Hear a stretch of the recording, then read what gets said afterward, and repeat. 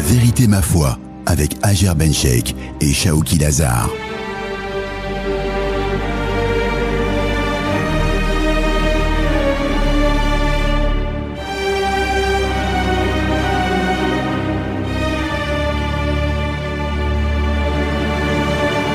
Bonjour à toutes et à tous, ravi de vous retrouver en ce vendredi pour un nouveau numéro de notre chronique La vérité ma foi. J'ai le plaisir d'accueillir Dr Shaouki Lazar, professeur d'études islamiques à Qatar University. Bonjour docteur. Bonjour Hajer. Docteur Shaouki Lazar, les crypto-monnaies sont interdites en islam, vrai ou faux?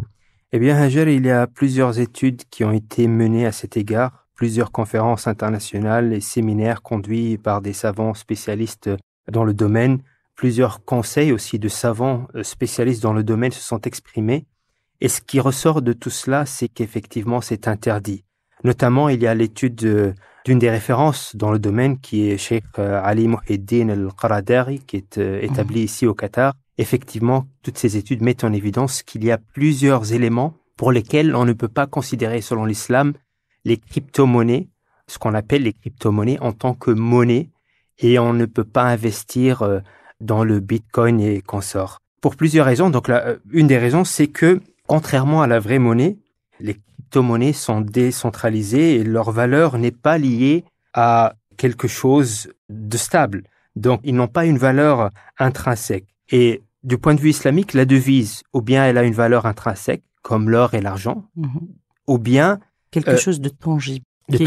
Voilà, ou bien la valeur, elle lui est octroyée par des autorités. C'est les autorités qui vont réguler, disons, la valeur de la monnaie d'échange pour faire en sorte qu'il y a une certaine stabilité dans le marché, qu'il n'y a pas inflation ou une déflation démesurée. Or, c'est une condition qui n'est pas retrouvée dans les crypto-monnaies, car encore une fois, elles sont décentralisées. Il n'y a aucune instance qui garantit leur valeur, donc elles fluctuent selon des paramètres qui ne sont pas contrôlable. Aussi, c'est quelque chose de virtuel, de dématérialisé, et de ce fait, selon l'islam, lorsqu'il y a un échange, une transaction, comme le prophète sallallahu alayhi wa sallam a dit, yadan biyad, ça doit être yadan biyad, ha'an biha. Donc la transaction, elle doit avoir lieu au même moment, et l'échange, elle doit avoir lieu sur la base de quelque chose de tangible, ce qui n'est pas le cas ici. Aussi, il y a ce qui est appelé le gharar, c'est-à-dire un risque excessif dû à la volatilité du Bitcoin et consorts.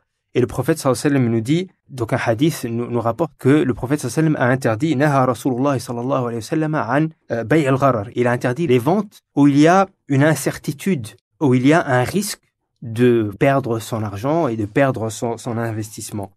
La vérité ma foi. Pourriez-vous nous expliquer un peu plus al-gharar, nous donner un exemple? Par exemple, les jeux d'hasard. C'est-à-dire que dans le jeu d'hasard, j'investis par exemple 100 euros et peut-être que je vais gagner 1000 ou 100 000 ou peut-être que je vais tout perdre. Donc ça, c'est le gharar. C'est-à-dire qu'il y a une incertitude. Je ne sais pas ce que je vais avoir en contrepartie. Et ici, pour le crypto-monnaie, le risque existe aussi. C'est-à-dire qu'on peut investir une grande somme et tout perdre ou avoir une plus grande somme en contrepartie. Mais dans tous les cas, il n'y a pas de stabilité. Et donc, il y a cette incertitude qui existe. Est-ce que le jeu de tombola est considéré comme gharar? Il y a cette dimension-là qui fait que cela est interdit. Il y a le gharar, effectivement, il y a d'autres dimensions. Maintenant, ici, c'est la position, en règle générale, des conseils de surveillance de la charia. Majalis al-raqaba al-shar'iyya dans les banques islamiques. Dans toutes les banques islamiques. Voilà, donc c'est leur opinion qu'effectivement, les crypto-monnaies, dans leur état actuel, elles ne sont pas acceptées islamiquement, donc on ne peut pas investir, vendre et acheter et revendre les crypto-monnaies et on ne peut pas les considérer comme monnaie d'échange tant que elles ne sont pas garanties, tant qu'il n'y a pas de marchandises en contrepartie. Tant que leur valeur n'est pas couverte par une instance officielle. Et pour tous ceux qui ne le savaient pas, par exemple, avant et qu'ils ont acheté des crypto-monnaies, qu'est-ce qu'ils doivent faire? Comment se repentir? Eh bien, il faut vendre ces crypto-monnaies et garder qui s'appelle Ra's al-Mal, le capital qu'on a investi. C'est ce qui nous revient et le reste, il faut s'en débarrasser. Dr Shaouki Lazar, professeur d'études islamiques à Qatar University. Merci.